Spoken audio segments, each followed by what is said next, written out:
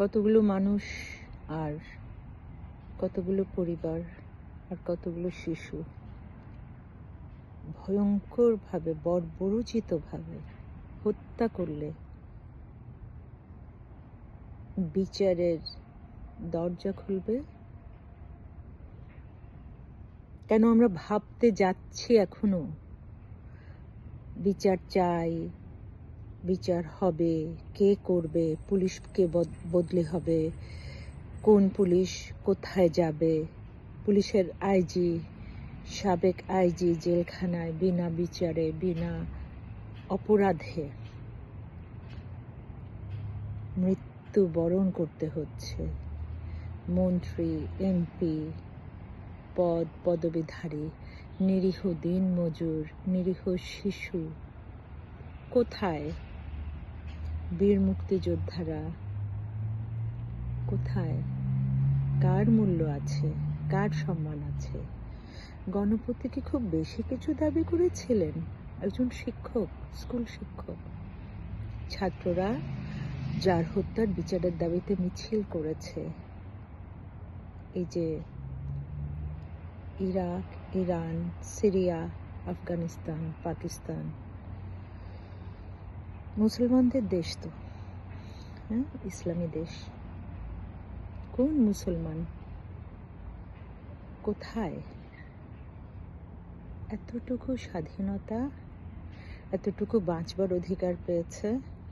আজকে বাংলাদেশে যা হচ্ছে নেতৃত্বে, সব তো পাক্কা মুসলমান।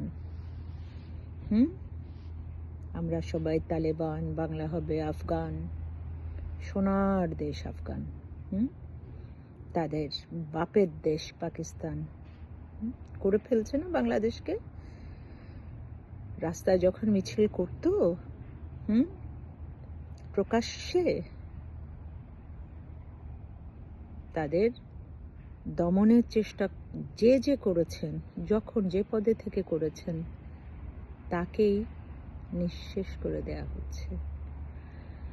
সেটা সেনাবাহিনীর মানুষ হোক আর সাধারণ মানুষ হোক। আজকে গণপতি, তার কন্যা, তার পুত্র, তার স্ত্রী কি ভয়াবহ বর্বরতার শিকার হয়েছে। একটা করে যদি হত্যাগুলোর বর্ণনা দেন 2024 জুলাই থেকে আজকে পর্যন্ত, বিবেচনা করেন তো আপনারা কে কোথায় আছেন। আমি প্রথম দিনে লিখেছিলাম,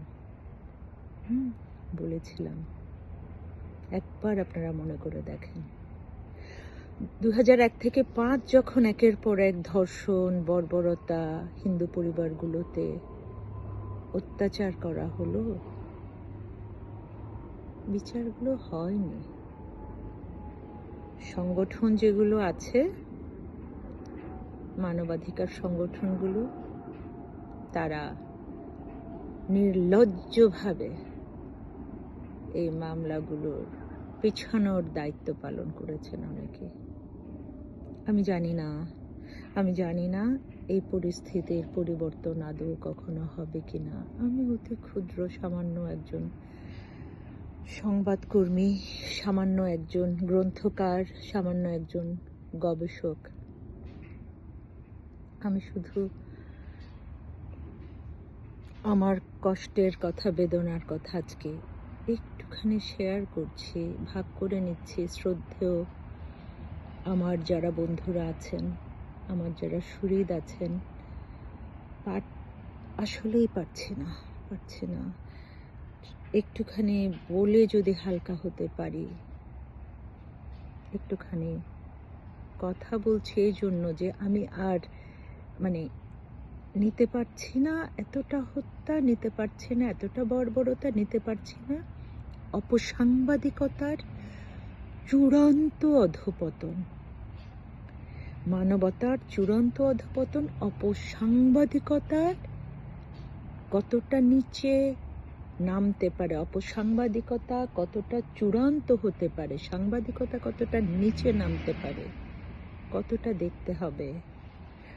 দেখতে হবে। চাপাবাজি, ভেলকিবাজি, ওই যে বলে না বাতেলা, এগুলো আর শুনতে ইচ্ছা করছে না। ইচ্ছে করছে না। আর যারা এখনো বিস্মিত হন, ও আচ্ছা এটা করেছে, ও আচ্ছা ওটা করেছে, এও তো হিন্দু, ও তো হিন্দু, ও তো হিন্দু, বাহ বাহ বাহ।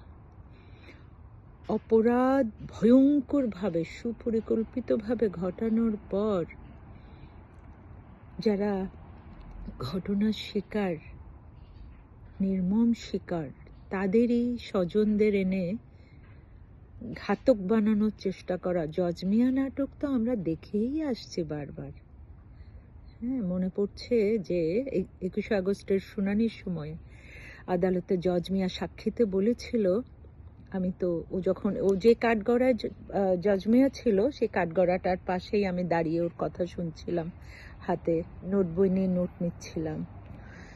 কর্নেল গুলজার জেল গেটে ওর জবানবন্দি কিছু নোট করেছিলেন জজ মিয়াকে, এবং শুনতে শুনতে এক পর্যায়ে কর্নেল গুলজার বলেছিলেন, তোমার এই কথাগুলো যদি সত্যি হয়, যারা তোমাকে এভাবে ফাঁসিয়েছে তাদেরকে আমি ছেড়ে দেব না।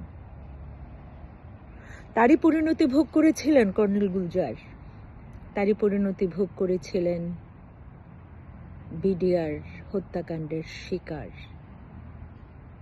তালিকাভুক্ত সেনা কর্মকর্তাদের অনেকে। যেটাকে অন্যভাবে সাজানো হয়, সেগুলো আপনারা কেন যে ভুলে যান আমি আসলে বুঝতে পারি না। যারা ভুলে যান ভুলবেনই। বাঙালি বড় আত্মঘাতী জাতি, আত্মবিস্মৃত জাতি। ঘরে বাইরে আমরা কেবল বিস্মৃতিরই শিকার হলাম। আমাদের বাঁচারই বা কি মূল্য আছে? বাঁচবারই বা কি মূল্য আছে? আমাদের এই কথাগুলোরও বা কি সার্থকতা আছে? আমি জানি না। আমি আসলে খুব কষ্ট পাচ্ছি, খুব কষ্ট পাচ্ছি। এতটা হত্যাযজ্ঞ নিরীহ মানুষদের, নিরীহ বাচ্চাদের নেওয়া যায় না, আর নেওয়া যায় না। আমি আমার সাংবাদিকতার সূত্রে সারা দেশের তৃণমূলের টেকনাফ থেকে তেঁতুলিয়া পর্যন্ত অনেক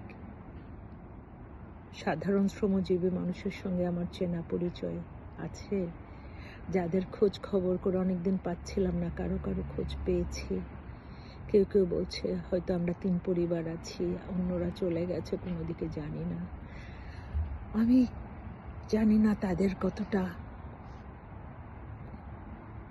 জীবনের নিশ্চয়তা তো নেই, তাদের আয়ু কতটা আছে, তারা কতদিন বাঁচবেন বা কতদিন কথা বলতে পারবেন আমি জানি না।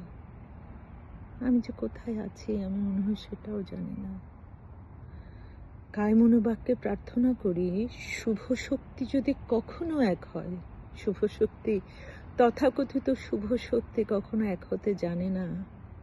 ভয়ঙ্কর রেষারেষি, জানেন? শুভ শক্তি বলে যারা দাবি করে, বড় বড় বাণী যারা দেয়, মাঝে মাঝে আমার